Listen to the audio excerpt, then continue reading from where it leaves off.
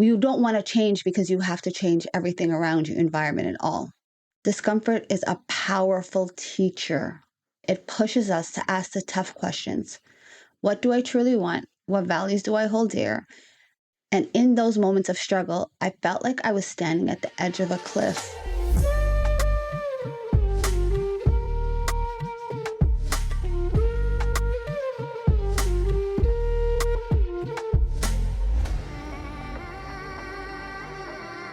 Hey everyone, welcome back to A Talk with G. I am Gia, your host, and I'm thrilled to be continuing our exploration of identity and spirituality. In the last episode, I shared the story behind my name change from a Western and Vedic name to a full Western name, and finally embracing my correct Vedic name.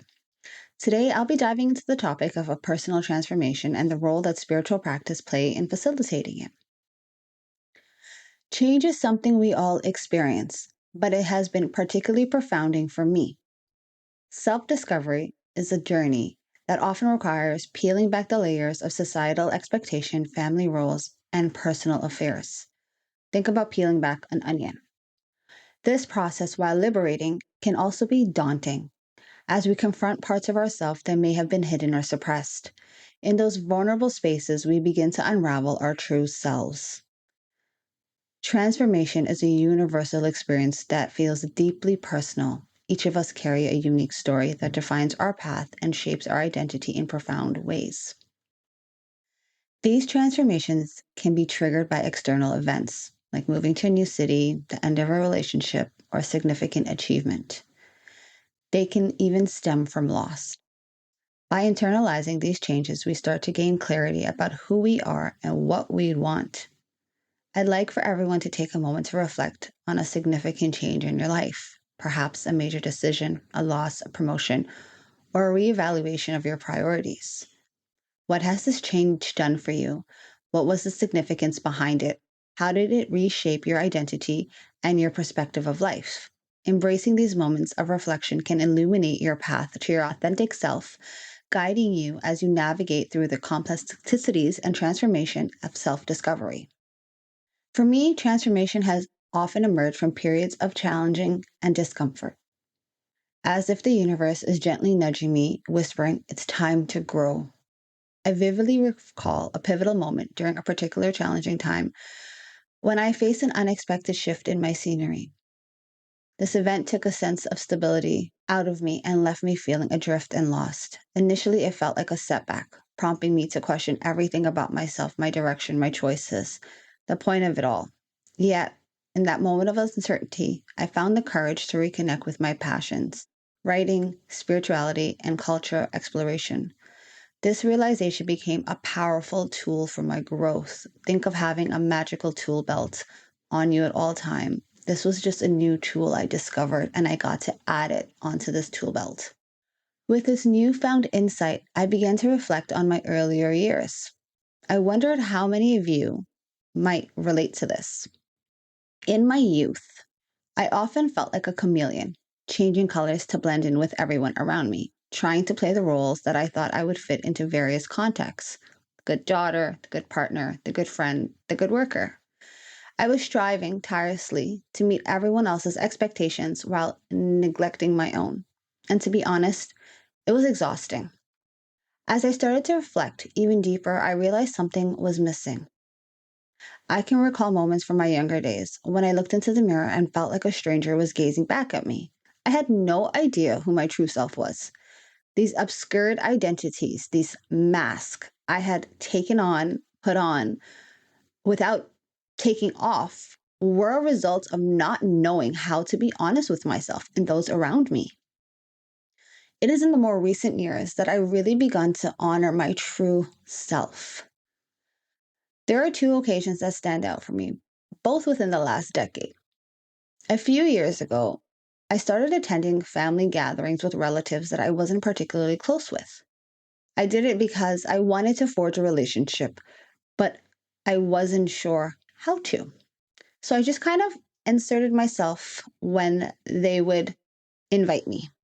I then developed this heavy weight on my chest, feeling suffocated all the time when I was there. I felt the pressure to fit in with these family members because One, I never really truly connect with them, but they kept inviting me. I guess they wanted to include me in a sense. They wanted to bring something out, making sure I was included in some way, or they were being polite. Who knows? But I went to these events. I laughed at jokes that didn't resonate with me and engaged in conversations that felt hollow. In those moments, I longed for my authenticity, yet I felt paralyzed by the fear of disappointing family members I had little connection with. It was really hard to keep this mask on. Let's fast forward to a more recent outing with a group of friends. It's here again, I found myself feeling suffocating, a weight, unable to connect with the conversations or keep up with their interest. I wasn't able to do the activities they did because those were not activities I enjoyed. I tried, but in the process, I couldn't breathe anymore. I realized I had put on another chameleon suit, another mask for them, desperately wanting to fit in, desperately wanting to belong somewhere. The more I leaned into my authenticity and I told them, okay, I'll go, but I'm not participating with this, the more I noticed how little I actually had in common with them. This internal struggle, illuminating my path, urging me to embrace my true self and embark on a journey of self discovery. The more I was honest with myself, the more I realized, yes, I wanted to be part of a group of friends I've known for years, or whatever the situation was. The more I leaned to that idea of wanting to get connected, the more I lost myself. And then when I started to bring out who I truly was, I started to lose them. It wasn't easy. During this challenging period, I had turned to journaling to process my thoughts and emotions. Each entry became a window into my evolving self, allowing me to explore my fears, my hopes, my complexicities. I documented my struggles with tears, and I celebrated my small victories with smiles. Through this practice, I found clarity amidst the chaos surrounding me. I had moments where I struggled to say I couldn't attend the outing, or I couldn't say, hey, I just can't go, thanks. And then I celebrated when I learned to simply say no without feeling guilty, without having to give an explanation. One day, while reflecting on my journey, I recognized a duality in my identity. Embracing my Eastern heritage while intertwining with my Western influences. This realization opened up a new chapter to be explored. It deepened my understanding of who I was and how I wanted to show up in the world. My transformation wasn't solely about fitting into groups or the family dynamics. It was about embracing every facet of myself and honoring my roots, striving and thirsty for that. Most importantly, I learned that transformation often requires confronting discomfort. How many of you know that you've had to change something but felt so unhappy to do it, so you just backed out? And it wasn't unhappiness, it was discomfort. You don't want to change because you have to change everything around you, environment and all. Discomfort is a powerful teacher. It pushes us to ask the tough questions. What do I truly want? What values do I hold dear? And in those moments of struggle, I felt like I was standing at the edge of a cliff, peering down into this vast uncertainty below. The fear of leaping into the unknown was terrifying. Yet, I discovered with each leap, I took to lead in a new insight, a new connection, an understanding. Embracing discomfort became essential to my growth. Every leap I took led to something or someone that connected with me on a different level, where I didn't have to put a new mask on or put back on my chameleon. I just got to stay in myself. As I'm sharing this, I want to emphasize that transformation isn't a smooth process. There is resistance of fear, fear of the unknown, fear of not knowing if I'm jumping too soon, fear of thinking I won't be accepted, an attachment to our old identity and society expectations that can weigh on us, weighs on us, weighs us down. It's like carrying a weight around your ankle because you don't know if you should take off that weight because you're afraid of changing or losing that part of you.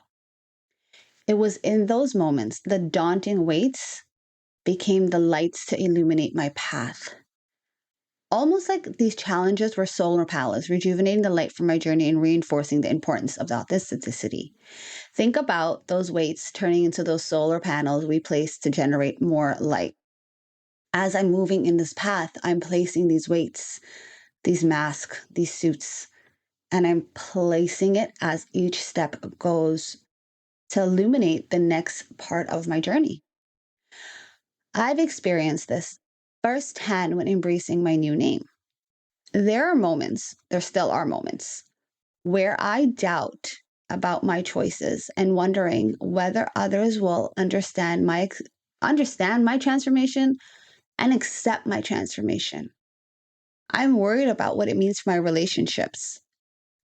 Yet I've realized I don't have to give up anything. And I say that I have mentioned before that I didn't tell everyone I switched back my name because I truly believe the universe is going to set everyone else to know who needs to know at the right time. I don't have to give up a part of myself and explain myself to others because I am not actually hurting anyone with my choices. I'm actually just being more authenticity to myself and honoring myself in that way. I encourage all of you to lean into a moment of resistance you've had. It could be something way behind 10, 15 years, or it could be more recent. Those moments that you're leaning into, think of how many times you resisted. And then think of a present moment now. Think of what you're resisting. These can be signs that you're on the brink of something significant. And if you had missed the chance to accept it, what would have been different if you did choose it? And now, if you have a chance to do something, instead of shying away this time, ask yourself, what is this resistance teaching me? Embrace the discomfort. It often precedes growth. Throughout this journey, I realized my spiritual practice became instrumental in navigating my transformation. I began incorporating methods to help me connect with parts of myself that I didn't fully understand. I started practicing meditation and yoga, which became essential tools for my safety for my mind, self-awareness for myself, and alongside brought me more honor to myself, understanding who I was. And then I always had prayer. Prayer is something I've had in my life from the beginning. It was something that was taught to me from my earliest memory. But then it became even more of a go-to and during this challenging time, providing with guidance and connection. I was always taught you pray in the first thing in the morning before you leave home. With this journey, prayer became something I did even sitting at my desk, sitting in my car, thanking God and the universe, whichever way you believe, for everything, all the protection, all the guidance. During this period of grappling with my uncertainty, I learned to commit to a daily meditation, allowing silence to be my flow, like a funnel to help me uncover the layers of my emotion I had yet to acknowledge. And I still have things I have to acknowledge. Initially, facing these feelings are uncomfortable, but it becomes a transformational experience. I can vividly give you guys a memory here. Remembering a couple years ago, I was overwhelmed with anxiety about my future. And for years, I had suffered from anxiety attacks.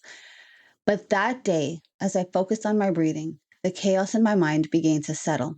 I recognized the theme emerging, the fear of not being enough, the fear of making someone not happy.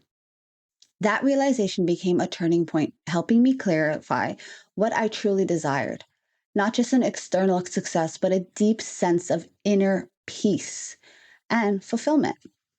Alongside my meditation, journaling became a powerful tool. As I mentioned, it was a window into myself every new moment. Each entry captured the thoughts, the feelings, and insights, creating a mirror for my inner world. I started noticing more patterns in my emotions, behaviors, and the settings that either nurtured or drained my energy. As I continued to use my spiritual tools, meditation, Vedic chanting, journaling, yoga, I discovered that Each method offered a unique insight and reinforced my connection to my journey. I encourage all of you to consider incorporating just one habit into your daily routine for a few minutes. It can have a significant impact on your journey of self discovery and transformation. As we wrap up this episode, I want to thank all of you for joining me. I'm genuinely excited to hear about your transformation stories and the spiritual practices, just practices that are supporting you.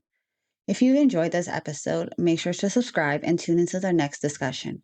Feel free to reach out to me on social media or through my website. Share your transformation journeys with me. I'd love to connect and support you on your path. Whether it's a breakthrough you're experienced or have experienced or a challenge you're facing now, I want to hear it all. Until next time, take care and remember, change is powerful. It's a part of life's journey. Embrace it, trust it, the process, and allow it to guide you to your more authentic self. Talk to you guys soon.